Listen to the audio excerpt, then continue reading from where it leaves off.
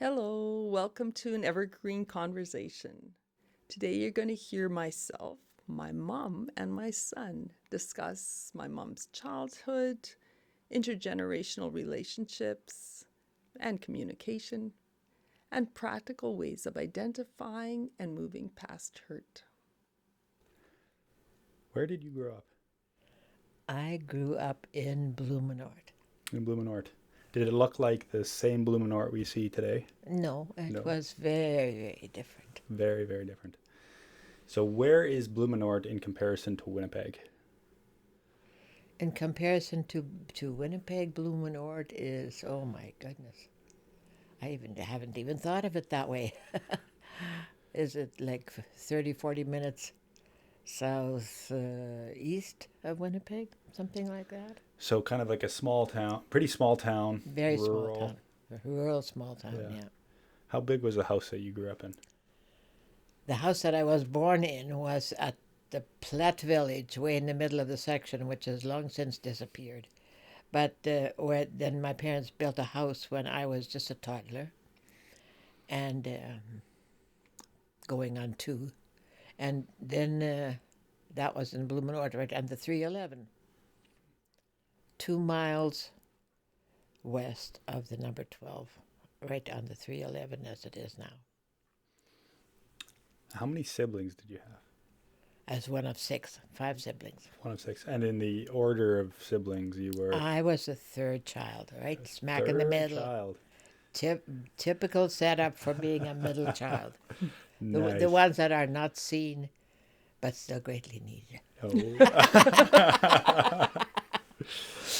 Did you feel seen as a child? No, No? I didn't feel seen as a child. I felt like I was the invisible one. Hmm. But not always. There were times when I was really needed and appreciated too. But my brothers, the older brothers, were always the twins. They always got attention because they were twins. And because my parents had married late, that had been a novelty. They were the first people in the family to have twins, and all excitement there. And then my younger sister was very cute. She had curly hair and big blue eyes. And then my baby brother, of course, he was a baby of the family. Everybody loved him. So those are the people that got the attention. And you just kept the house together. Yeah, my job was just to do the necessary things, and I was very necessary for that. Yeah. Where did your parents come from? Did they come from Blumenort or did they come from somewhere else? My dad grew up in Blumenort. He came from a good old Blumenort family. My mom grew up in the Kleefeld area. She did not come from Blumenort. She moved in. What was some of the, in your upbringing, what were some of the things that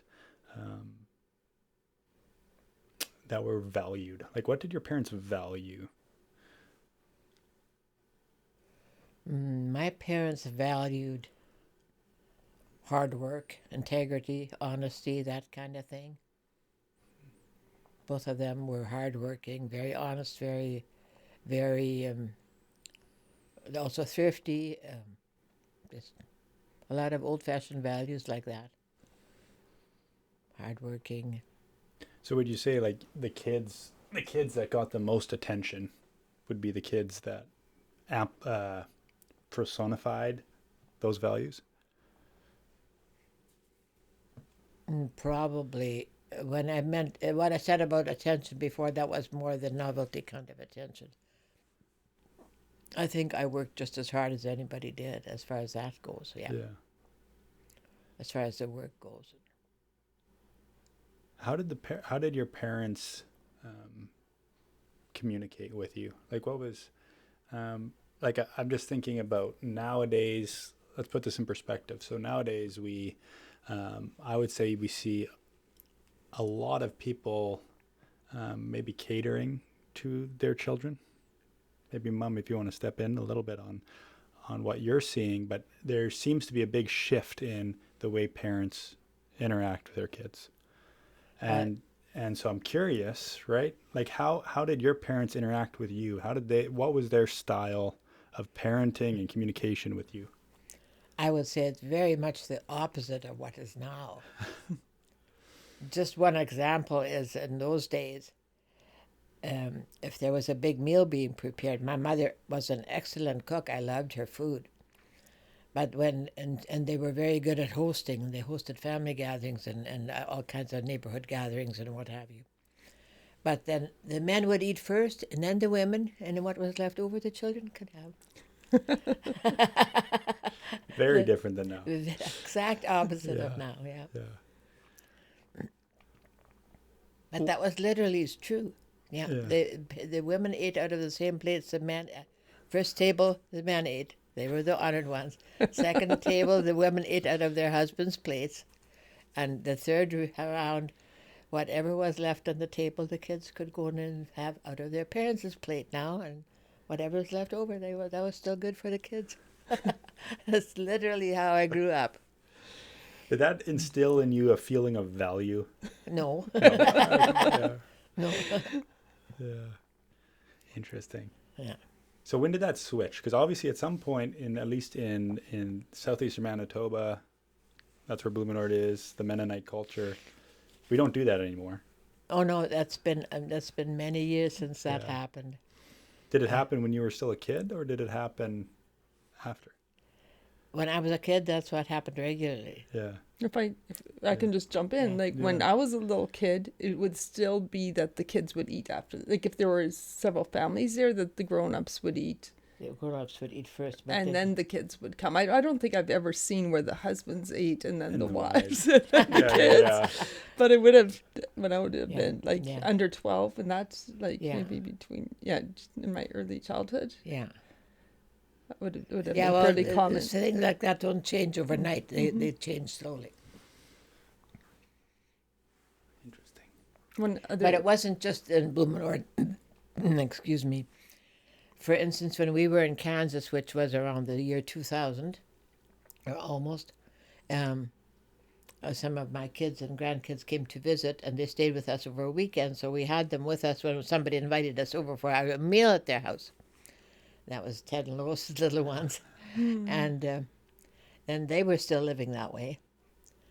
And so we adults got to eat, and the children got sent to play upstairs. And my little grandchildren looked, "What's with? Don't you know that we're here too? When are we going to eat? If you're eating now and we're supposed to go play, we can't eat. You know, they couldn't fathom that." I just said, never mind. You'll get your turn. Wow. They were supposed to go and play while we ate, and then whatever would be left over would be for them.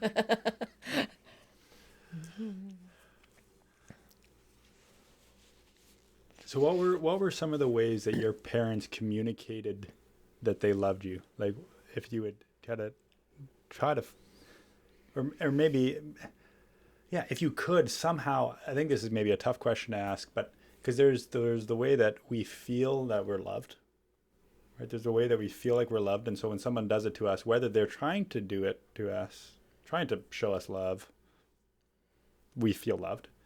And then there's also the way that people try to show us love, and we may or may not receive it, but this is the way that they show us love. So I think in, let's say, just as an example, for me, in my relationship with my wife, she's someone who her love language is physical touch.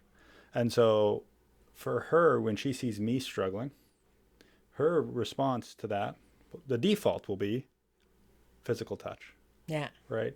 But that's not exactly who I am yeah, on physical touch.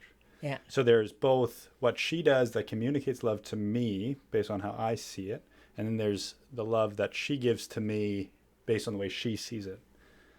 And I'm not sure on if you would feel like you'd be able to know this, but I'm curious from your parents, how did they attempt to communicate love to you? Like, what did that look like?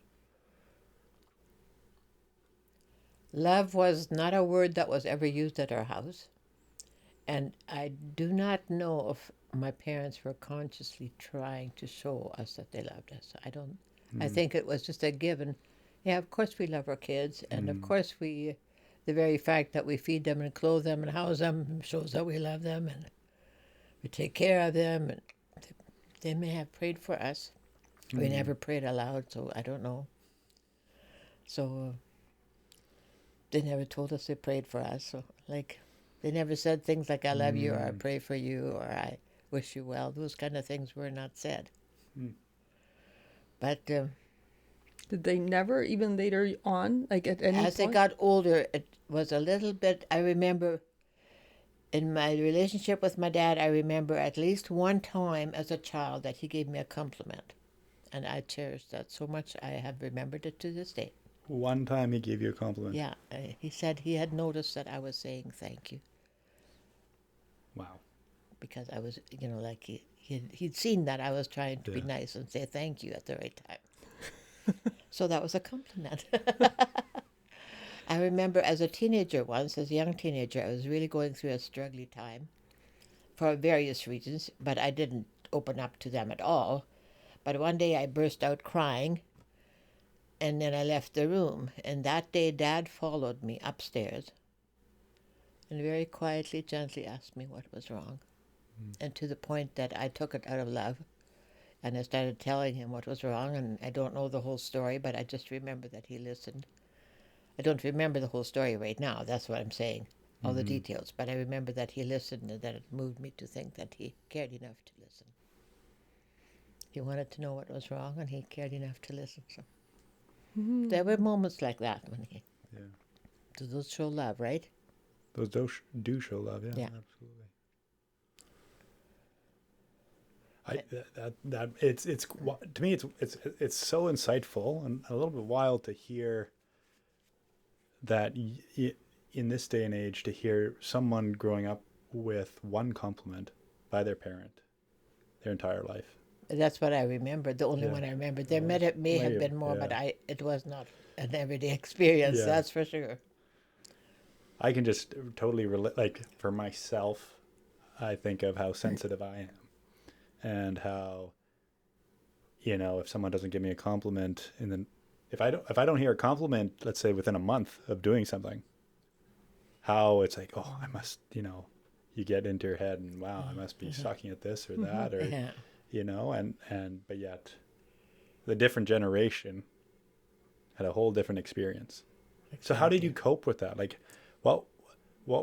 did you just bite your bottom lip and let her buck? And Yeah, well, I guess I didn't really realize what I was missing. As an adult, I've always had a craving for compliments or for encouragement that way, approval from somebody, and I think that goes back a little bit to a childhood need that wasn't met.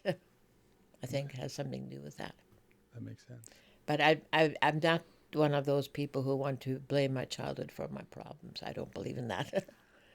I'm sure there's a lot of reason to, but sometimes, but in the end, we still have to give account for ourselves, and we can't blame our parents for the mistakes they made. So how did you? Okay, now we're going to fast forward a little bit. So you had your upbringing, rural town, one of 6 kids. You didn't receive a lot of affection. You were the middle child, so you didn't. Yeah. You were a little bit overlooked, and your parents didn't have a ton to give. It seems Yeah. like to begin with. No, they didn't have a ton to give. If I think of their viewpoint, they were, by the time they were married 3 years, they already had 3 kids. And by the time they were married 4 years, they had 4 kids. Like, so this is, A kid a year. because they had twins. They had the twins. First, That's the, right. The first year it was Yeah. twins, Yeah. So the rest of us weren't a year. We're more than a year apart, but it adds up fast. And the twins arrived before they were married a year. So, yeah, they were just married for 9 months, and they had the twins already. So. And would that have been cultural? Like, would that be very common then among the different families that most of the people would not be hearing "I love you"? And No, that was just, it was part of it. They weren't used to hearing that. They probably craved it from their parents, but never got it. okay, yeah, so it just wasn't culturally done. Yeah.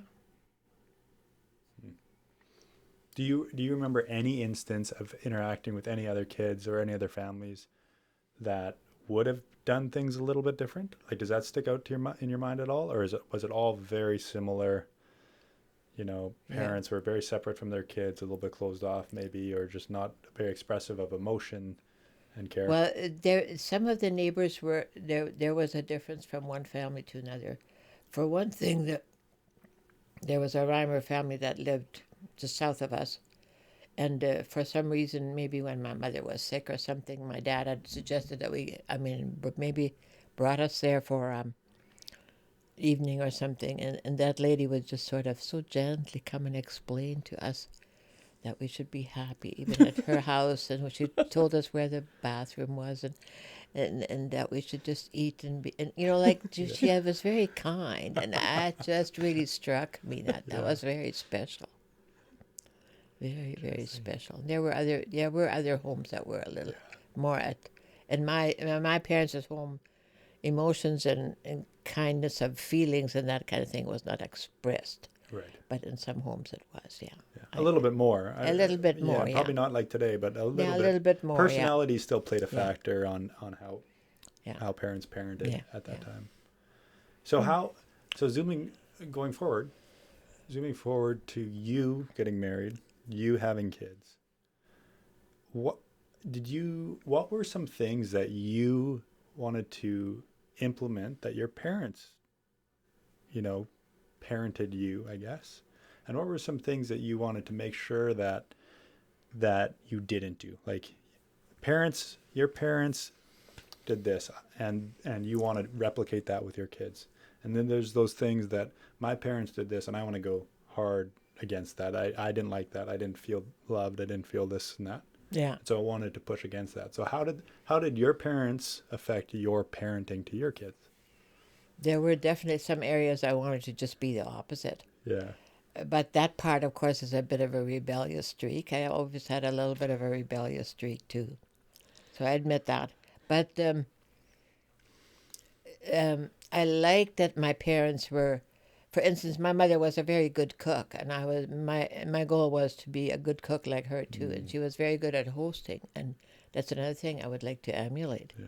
She was very good at hosting people when they came, and also at helping people, like when there were needy nephews and nieces that were actually poor as paupers and they needed help. She would put down her list, energy to help them. She was always helping somebody. And those are the kind of things I would like to emulate. She was they were very good in some of those ways, very, very good. And I've seen that in you through the years. Like, you are an amazing hostess. So I think that may have been, I've tried to emulate that from them.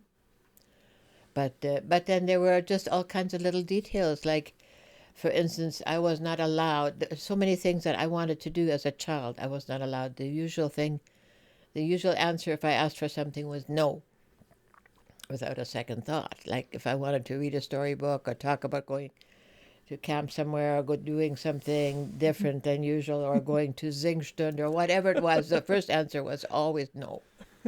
And sometimes if I was brave enough, I'd fight my way through, and eventually Dad would listen and at least he was approachable, so that's a good thing, right?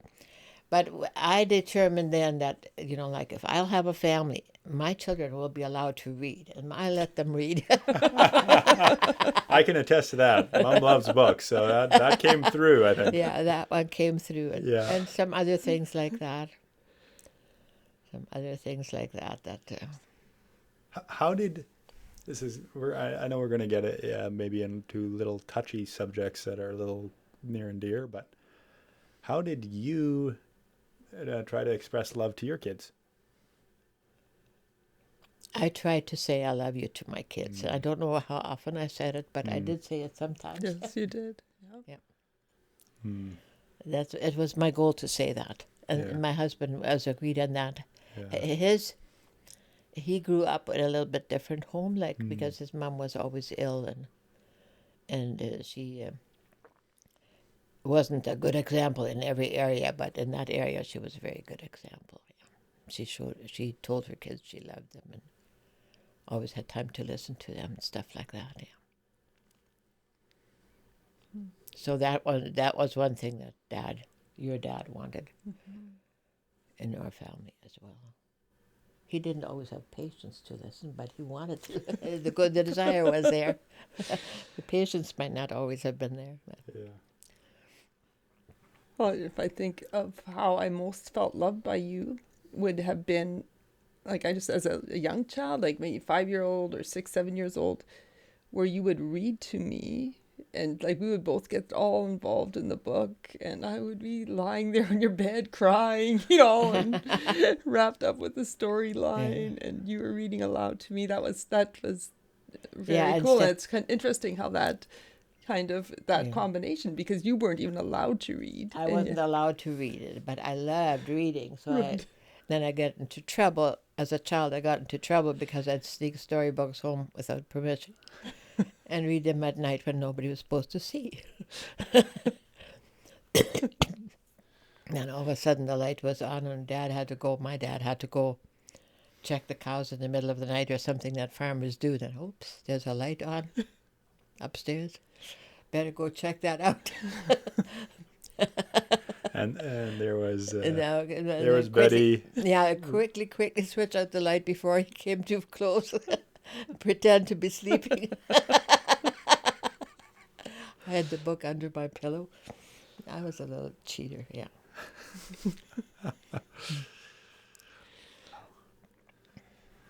So, Mom, I'm going to shift the conversation because we're trying to talk about a little bit about the difference in generations and how we communicate. And I think a big portion of that relates to how we grew up, right? How we grew up, how we were shown love, how others show love to us, and how often that happens. And that's what we're talking about here. And so for you, Mom, now we're going to get into your story. Like what were some things that Grandma did that showed you love? And what were some struggles with that? Like what was your experience growing up? Well, I really felt that Mom was always there for me. And I would definitely feel that she wanted me to be able to do the things. Like if I just reflect now on what you've shared, you were very open to me trying different things.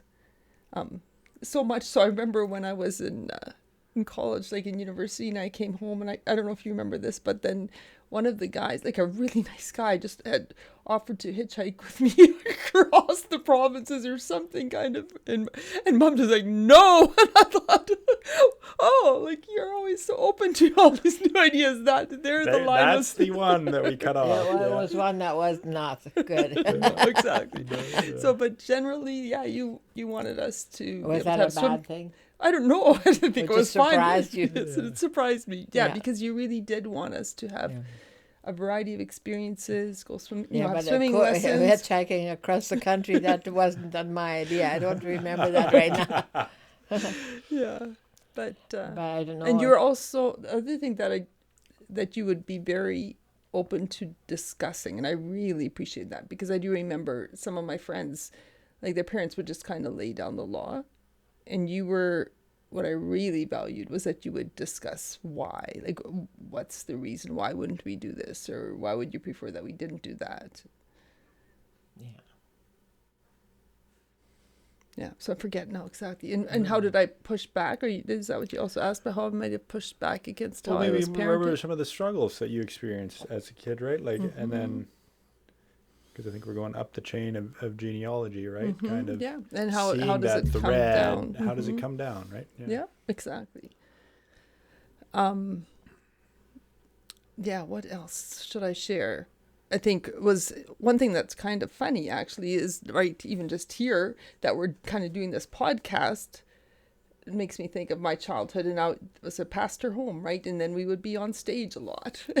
And then I was a homeschooling mom, and then I had you guys do all these dramas and stuff. So it's interesting how that comes, like the generational patterns here. Yeah. One of the difficulties that in our home, I think, is that because Dad was a pastor and he was so busy with the people and pouring love out to the people that he sometimes didn't have. I think that would have been, that it was sometimes hard for me as a child, that his energy was already spent. Before he came home, Yep. That was definitely hurt.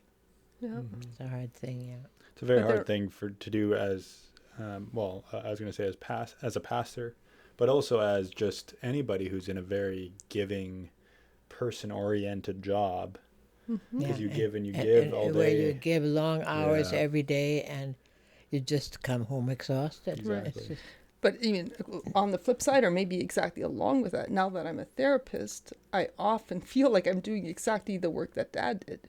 Like and that you did. You talk about hospitality. I Yeah. grew up with people coming into our home and just like crying their eyes out or whatever. Like I've heard all kinds of stories in our living room. Like you're just there and mom and dad are caring for these people and this is just norm. And I often think of that when I'm caring for people in therapy. This is just what I grew up with, the care. That's a beautiful thing to carry forward. Yeah. Would you say so? I think it's interesting because what we're describing here is some of the good things that transcend generations. So, Grandma, you love to read, yeah. right? And you pass that on to your kid. I wanted You, to yeah. at Oh, least you give did. them the Oh, you option. did. Oh, you did. I can At attest to that. At Yeah. least give them the option. If they Uh-huh. wanted to, they Yeah. could. Yeah. Yeah. And I would argue she's passed it on to me, but it was just super delayed. That's Yeah. probably what happened there. And maybe some of the care that you and Grandpa gave to others is something that Mom now gives to her clients. What are some things that maybe aren't so good? Can we try to find that? Because I think that's maybe some of the listeners, it's all fun to talk about what everybody's good at, but a lot of people are struggling and maybe struggling to communicate between generations. So maybe parents and kids, maybe grandparents and kids. And what are some of the things that you've passed on that maybe aren't so good that have kind of been a part of that we talk about the genealogy blessing, but what about the genealogy curse? What are some struggles?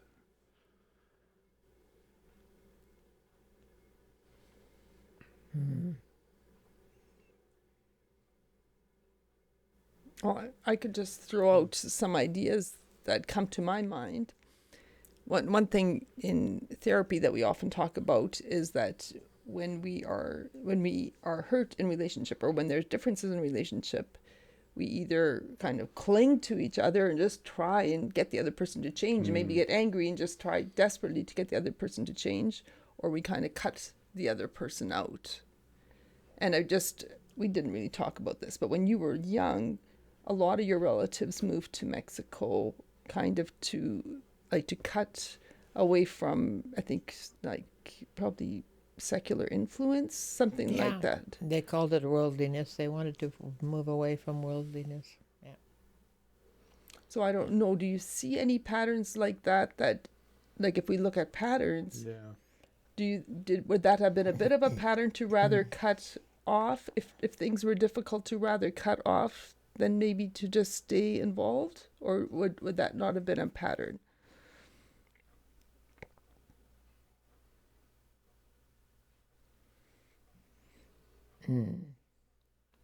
I don't know. It's hard to judge myself. Like my parents were very good at saying no. And like you just reminded me, I had said no when you wanted to go hitchhiking across the country with another guy who I didn't know. That was a little bit much for me that day. Yes. But am I good at saying no? Is that I mean, did I carry that on? I don't know. I haven't, no, I really have felt that you've stayed engaged. You stay Yeah. engaged in relationship and you keep on coming back. I actually But, think you're very mature with the way you relate, Mom. And you keep coming into hard situations. Yeah, I don't, if I just think, it's so easy for me with clients to see kind of trends from generation to generation, but I don't even know if I can see so easily trends in from generation to generation in my background. What would be some of the questions you would ask? Some of the questions that would be revealing of that, Mom. Like, what would be when you're interacting with your clients and trying to work with them to get at some of the roots of some of the struggles? What would be some of those things that you what are some of the questions you'd ask to try to understand that? Well, I would look for addictions. I don't think that we have really addictions in our background. Some mental health questions. And then I would also just ask kind of like, what kind of relationship did, let's say your mom and dad, what kind of relationship did they have with each other? And how did they handle difficult conversations between them? During the time that I was in my roughest, hardest teenage years, they had a very rough time in their marriage. And that was very hard to see.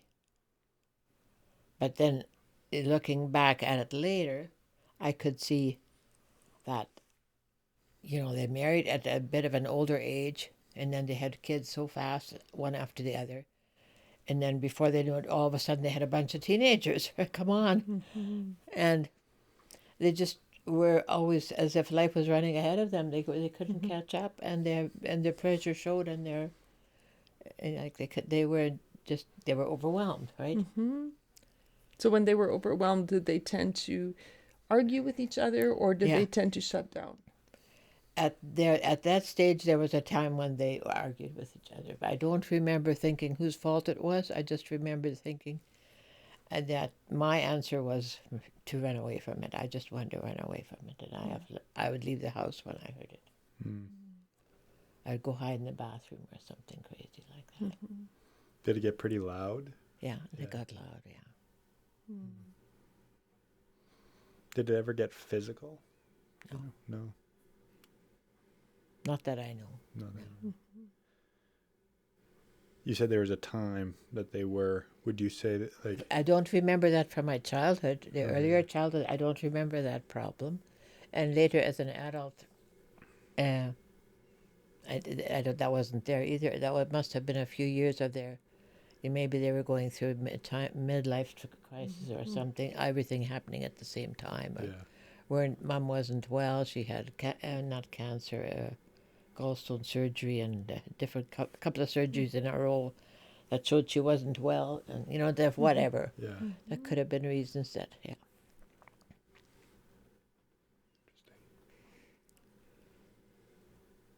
So what would be your next follow-up question, Mom? Well, yeah, basically, and maybe it's not happening so easily for me here, but often, like, if it's interesting.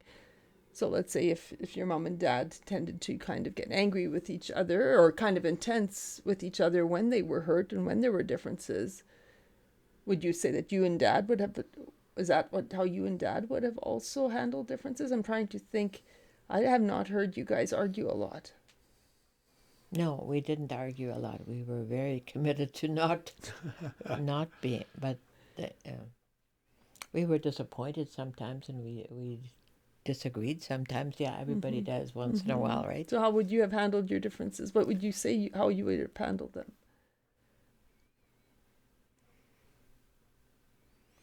Well, I have to say, to my own shame, that if I was offended, whether it was from Dad or from others, I tended to carry it close to my heart. But that's a very dangerous place to carry a hurt, because that's where the roots of bitterness can grow, right? Okay. Yeah. Thank you for being honest. Yeah. I'm curious about that a little bit. Mom, would you say the same thing? That you have a tendency to hold that one. Did you say criticism, Grandma? Yeah, Or feeling offended, yeah. feeling offended? Would you say you have the? Yeah, You've had probably that similar. struggle? Yeah. Yeah. Because I think that resonates with me as well. Yeah. Right. That's something that you can just ask my wife, actually, that I have struggled with before, and I continue to struggle with, actually, is when somebody criticizes me, or I feel I can easily be offended and take it personally, and hold that in my heart. And like you said, that is when, like, you kind of start replaying those things over and over, and you kind of start twisting the reality of what that situation was and what that person said and what they meant and all those things, and it can just start leaking into your heart and kind of wrapping around it. Yeah, and if you don't watch out, it stays there and it simmers, Yeah. and it can simmer for an awfully long time if you don't dig out the Yes. root. Very long time. Yeah, Well, I would argue if you don't dig it out, it'll never leave. yeah, like Yeah. that's really what I was trying to say. It Yeah. can, but as a Christian, Yeah. oops, as a Christian, I don't believe it's right to hold grudges, Yeah. and so I would pretend to forgive or think I forgave, Yeah. and didn't realize that just because I was holding it quietly and pretending everything was good, it Yeah. didn't mean that I really had forgiven. As Christians, you're taught at a young age, forgive, forgive. And so, which I would argue is good. Like our parents are teaching us to forgive, which means when you're teaching someone to forgive, they forgive doesn't mean they're actually doing it in their heart. They're actually going through the motions, because that's Yeah. how we learn. We have to Yeah. learn by going through the motions. So that's good. But there also has to be a switch when you understand what forgiveness actually is. Yeah, exactly. Yeah. And it's not the same as sweeping something under a rug. No, it's not. One of the best. This is, we're going into a little bit of a different direction than maybe genealogy and generational communication, but one of the best ways that I've heard about forgiveness is from C.S. Lewis, and he talks about this example of forgiveness is if someone backs into your fence, and now that fence needs to be repaired. Forgiveness is saying, I'll foot the bill. That's not on you. I'll take that pain. And there's an element of forgiveness where we actually, somebody hurt us. They drove over our fence. And it should be their pain. It should be their frustration, right? Because they hurt us. Yeah. But forgiveness is actually taking that payment and saying, no, I forgive you. I'll pay that debt that is owed on this fence that needs to be repaired. Mom, what do you say about that in relation to some of your counseling and some of your training when it comes to forgiveness? Maybe what it is and how it relates to some of the communication stuff that we're talking about, because we're talking about parents maybe not loving us, parents not raising us the way we maybe would have wanted, which is it is just a ripe bed for bitterness and pain. Some deal with it, but would you not say, Grandma, that some of the things we're talking about, very tempting for you growing up to have some bitterness? Yeah, exactly. And that's why I'm speaking about it. Yeah. Because I did carry bitterness for many years without wanting to. Yeah. I thought I had forgiven on the outside, and I thought I wasn't. I actually had a pretty good relationship with my parents, and they didn't know I had anything against them, but that was just a secret root of bitterness that was still there. And in 1975, when I was in the hospital so long, the Lord really spoke to me about that, and I had to realize that I had not really forgiven the hurts of my past. I had to learn what forgiveness meant in a different way than I had till then. So what was the difference? What would The you say? difference, just to let it go and not, I don't know, mostly about letting it go.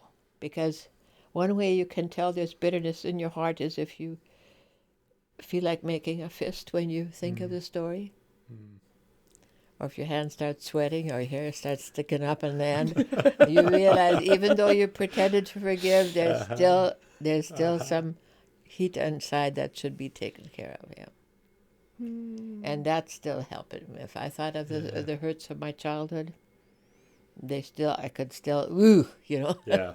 And so then, even though nobody knew I held a grudge against them. I was in the friendly speaking terms with everybody, but just here close in my heart, it was still there. And that had to, and you just have to practice and say, Lord, and do it again and again until it sticks. Yeah. Yeah. I let it go. Yeah. To really forgive, for me, it helps if I can also sort of understand their viewpoint.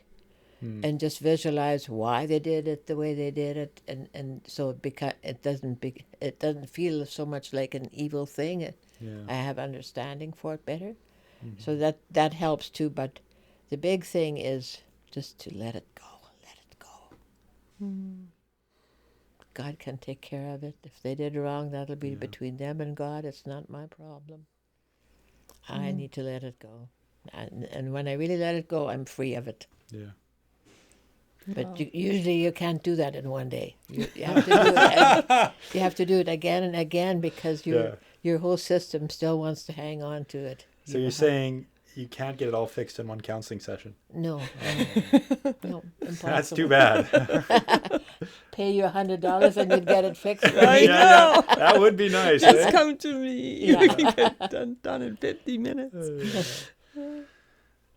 So that's interesting. When you're talking about, I think it's really cool to see how when you're talking about a cue for you, that whether you forgave someone or not, is actually your physical reaction, your body's reaction. And that's very interesting, right? I think sometimes we forget about that. We think the mental issues are up here and they don't affect our body. But actually reliving some of those things actually does affect our body. And I think of the book, Mom, that you've either, I think you've lent it to us before, but it's, the body keeps score, right? Yeah. And so would you just speak to some of that, Mom, on the nature of your body reacting to some of the pain and hurt of your past, and maybe how we could, by understanding it, use that to kind of let go or move past some of these things? Yes, I would like to do that. I'm just going to make a little note and we're going to come back to that. I want to come back to the forgiveness a little bit too, because I think for somebody that is struggling, the word forgiveness itself could be triggering. So I'm wondering if we could break it down into baby steps. So I would think that one of the steps, and I've just maybe worded it a little differently than what you used, Mom, but kind of the separation of that's that person and this is me. And can I let go? Kind of, I think somehow when it's just all, like if it's still grabbing me and so impactful to me, it's almost like this person is right here and what they did is right here, and kind of to separate it. You talked about letting it go, to just kind of let that person over there be there, and can I kind of find my own path? As a Christian, can I trust? Find your own path without having that might not be exactly fixed, right? Or that person might not realize what they did, but to kind of separate it. I can be okay. Yes. In spite of that. Yeah. And I think that's kind of a first step. If someone is feeling triggered by the word forgiveness, because sometimes I think to some people it just feels like it. That it's okay what the other person did, and that doesn't. We're not saying that it's okay what the other person did. No, when I say forgive, it's not that I don't think it was nice what happened. Exactly. I don't think it was good, but I still had to let it go. And for your own health and for your peace, right? Yeah, absolutely. That's a really good clarification, right?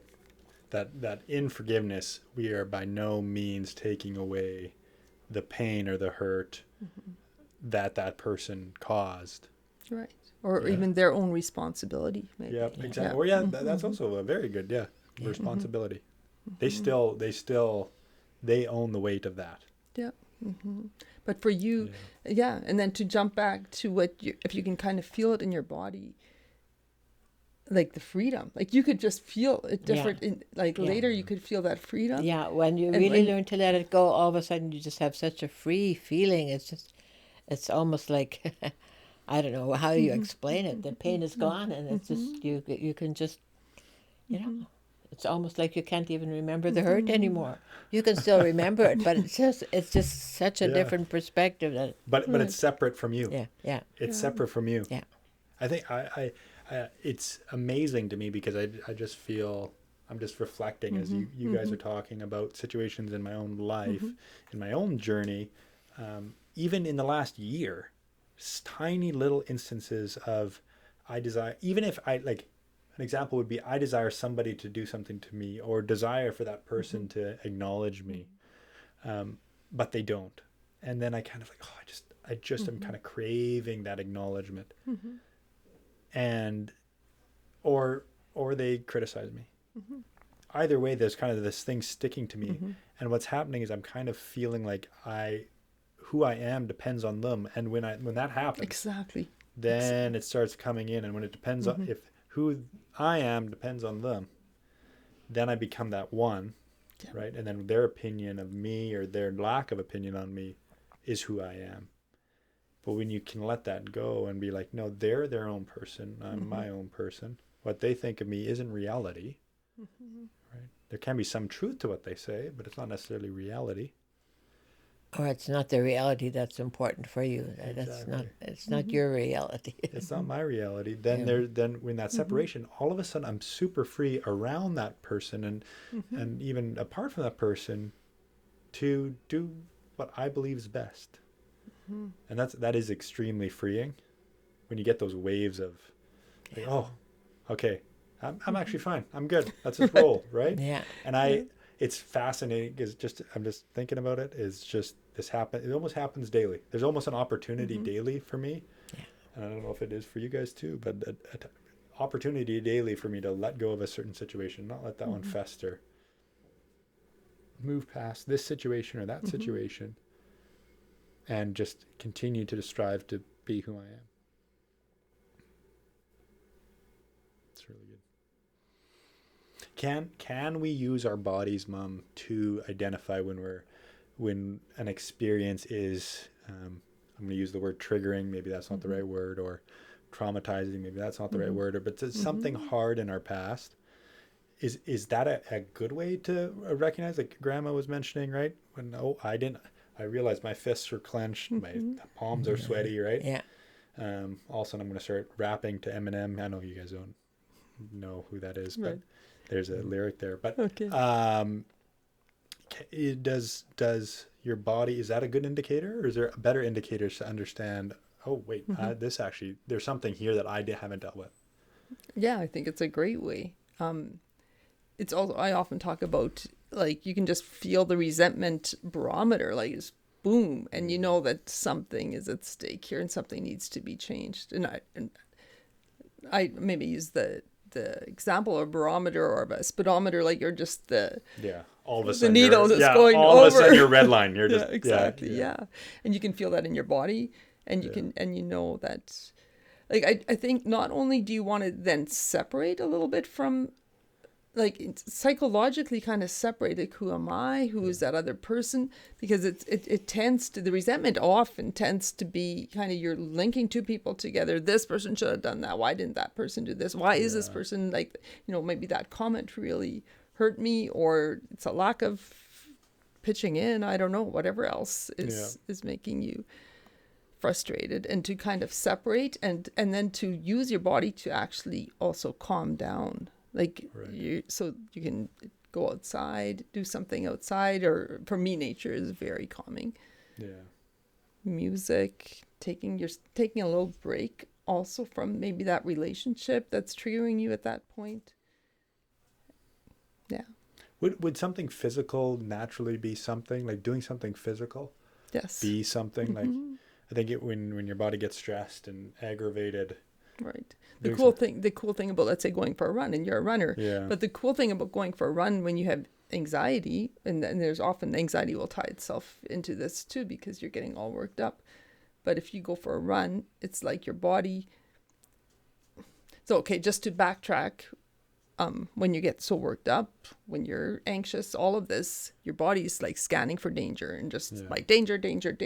Like, these people are mean to me. Maybe my parents were mean to me, and now this person, or whatever. Let's say maybe what your dad did to you was painful, and now your husband does, or your kid does, or your neighbor does, and it's so layered. And so your body scans for danger, and maybe like it just, the barometer just goes red line. Very, very quickly. And for you to go for a run, then your body feels like it's doing something. You're running away from the tiger. You're running away from the danger. There's something in your control that you're almost creating this bubble of control that allows you to Yep. lower that red line, lower the Yep. pressure, Yep. so you can start thinking again. Yep. So then one practical example from this discussion, right? If you feel the red line, do one of your favorite physical activities. Absolutely. Go on a bike, Absolutely. go on a run, lift some weights, climb a tree, go on Yeah, a walk. like I mean, the endorphins you get from, you could go sit by a campfire. You actually get oxytocin from it. Like going for a walk in nature, it just there's a lot of ways that you can and then we're back to what you said before. Like when you individually take responsibility for your well-being, again, you're kind of separating. I will let go. Yeah. I will take responsibility for my own well-being. In this case, maybe my loved one or whatever is a jerk, or maybe they just had a bad day, or whatever it is. But can I kind of separate myself a little bit, take a little bit of responsibility for my own well-being, and say I'll be back in half an hour, just going for a walk. Creating that control, creating that space for control again over your life.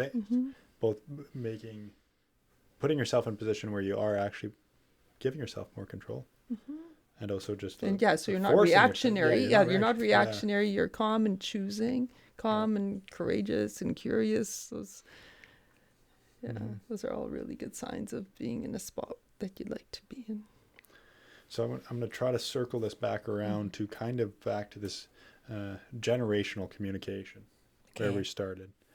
And so what, maybe Mom, I'll point this to you. What are some of the most common generational differences that you see where the root of bitterness, some of the things we've talked about, that pain is being created between the generations? What are just some that come to mind when you think of intergenerational struggles in communication? Well, I think we kind of touched on it, that the cultures are so different. So it kind of sets us up for that. I know you and I have talked about that a little bit, but the culture used to be, and we haven't really talked about that today, but the culture used to be that family was important. And even though you didn't say, I love you a lot and all those things, but there was that family unit, and that family unit, you had each other's back as a family unit. And what I'm noticing and reading about it, whatever the research is showing too, that the culture today is much more, it's an individual culture, and there's a lot of value in cutting relationships to preserve my mental health, like cutting out people that appear to be toxic to me, and it doesn't really matter if that is a family member or not.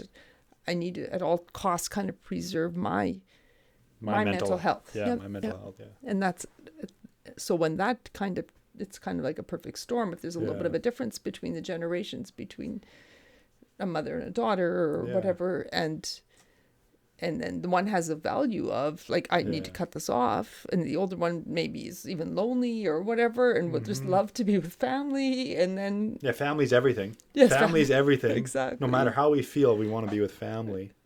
And then on the other side is, no matter how we feel, we want our mental health to be the number one priority. Exactly. At the expense of everything else.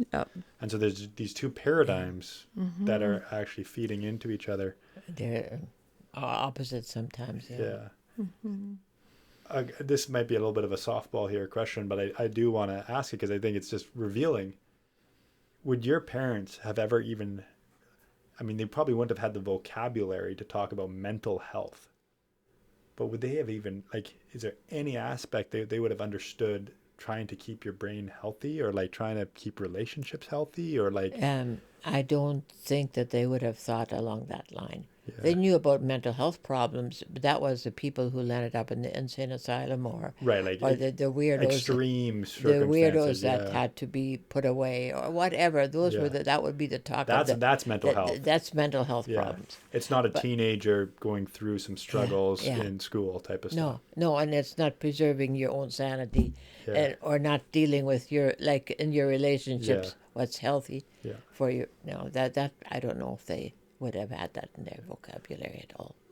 When did that come into your vocabulary? If you look at your life, because I would imagine you've experienced... In my adult life, it would just slowly have grown. Yeah. It wasn't there in the beginning, Yeah. but it's there now. Yeah. Somewhere along the line. Somewhere along the line that meant. Mom, Yep. would you have had that? Like, at what point can you find a time when kind of that vocabulary of mental health and that type of thing has been like, oh, that's kind of, you're kind of aware of it?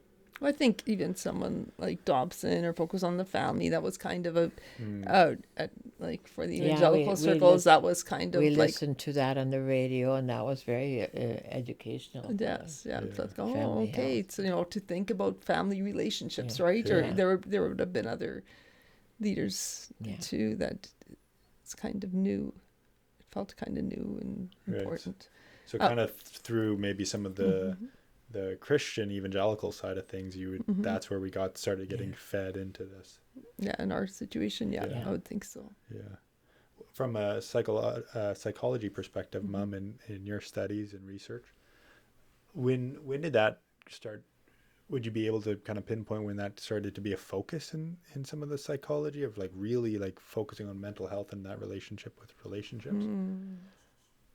I don't know. Like, I mean, like the whole family systems movement, that would have been maybe in the 50s, 60s, 1950s, 1960s. That was kind of then, like there's been different shifts in psychology too. So you have the family systems and then you go into more individual mental health. It also shifts like by the decades as well.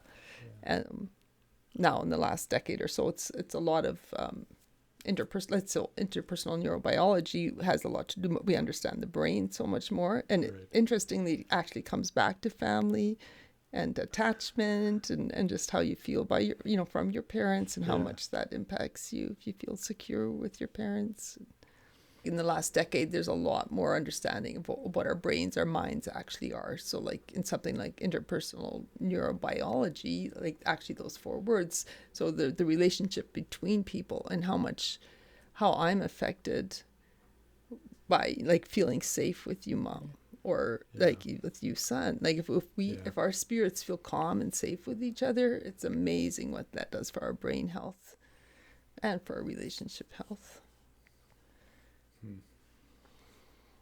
It's just interesting to see the wave of the focus. Like sometimes we think that science or any field in science is kind of linear, like we're just constantly learning more and getting greater and all that, and in some sense we are, but in a lot of fields, especially ones that are heavy in the studying and aspect of learning and growing, there's kind of waves of like, oh, this is the new thing, we're going to dive in and dissect this, or this is the new thing.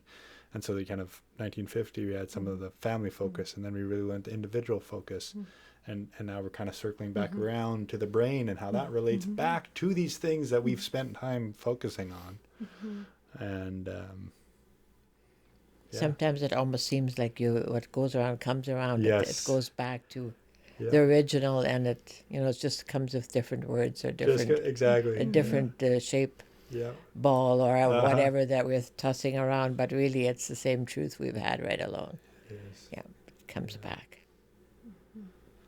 So what would be, there's more to dissect here, and we can if we want, but what would be, Mom, what would be some practical things that people can do if they're struggling with intergenerational communication that they can implement in their next time of interaction with somebody of different generation? So almost if you think back to what a child needs from their parent, there's this deep, deep longing, like even a young child needs from the parent to be heard and to be seen. So even in a relationship that has broken down, and I mean, especially if you're still talking, to be able to even just restate what the other person says, like to, again, separate a bit and hear the other person. Don't be too focused on getting my point across, or to kind of be there for the other person, especially if you're the one that's more motivated to keep this relationship. When you happen to be with this person, restate what they're interested in, kind of think about them as the other person and keep that a little separate. Just be willing to keep that a little separate, like we talked about before. Yeah. we talked a little bit about how in forgiveness, if someone hurt us, sometimes we can grab onto that and that can become our person. But they can also kind of turn that way a little bit when we really want relationship for someone, when we reach out. I know you've talked about, Mom, about some people are waves and some people are islands. Yep. Yep. And that kind of like some people are trying to lap up on the island and the island is trying to pull back. Right. Yep. Right. And if you're somebody who's lapping up and really wanting this, whether that's a grandchild to a grandparent or a mother to a father, if you're the person reaching out, you also need to separate a little bit and stay for different reasons, and we can dive into that into a different podcast. But keeping that separate is going to allow you actually to focus on the other person, which builds that relationship. Yeah, but it's not a cut off separate. No. It's more just an awareness that you are two different entities, and if I tend to want to be like a wave and just kind of engulf the other person or need them so badly, that pressure actually is going to be hard on my relationship. So that separatedness is going to just give the other person a bit of a chance to breathe. Yeah. And if I tend to just want to cut off and be my little island, just being aware of the other person, listening to them, interacting with who they are, actually honors that relationship. Grandma, what are some ways, so you have grandchildren, you have great-grandchildren? Yeah, your beautiful grandson, your beautiful son is one of them. Yes. You have now had to practically interact with multiple generations. And I think you could argue with the rise of technology, some of these generational changes have been maybe more drastic than what other people in history have experienced. Oh, I think there's been all the new discoveries of our age are just amazing. Yeah. But I can't catch up with all of them, but I can respect them. Yeah. And I know enough about technology, even though it isn't very much. But I know enough that, I have a lot of respect for my grandkids and great-grands, that they seem to be born with the knowledge before they are old enough to go to school. They already know technology. Yeah. It seems to be part of who they are. But So how have you, I think that's an amazing awareness that you know that, but how have you changed practically, like if we're trying to be practical, change the way that you've interacted with your grandchildren, your great-grandchildren, and tried to build that relationship in light of who they are and the technology and the experiences. And the differences. The differences, now I've tried to learn. And some of the basic, like I've learned to text and use my cell phone and use the computer for things like emails or use the WhatsApp for chat rooms, different things like that. Yeah. Identify with the generation that I live in now. But I mean, I'm never going to be an expert at any of that. But I still enjoy learning it, and I have enjoyed learning different things that like 20 years ago, I wouldn't have guessed that I was going to learn, and I still keep learning. I love to learn. I love to keep learning. So your advice would be for somebody who is in kind of a similar situation as you? Yeah.